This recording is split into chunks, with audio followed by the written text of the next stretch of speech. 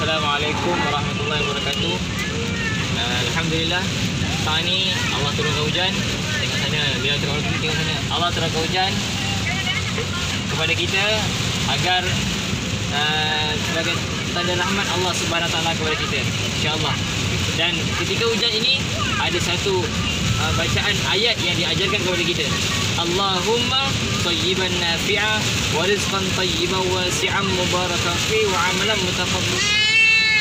Allahumma salli ala Muhammad. Okey, insya-Allah dengan doa tersebut mudah-mudahan hujan ini memberikan manfaat buat kita semua, insya-Allah. Jom subscribe. Assalamualaikum warahmatullahi wabarakatuh.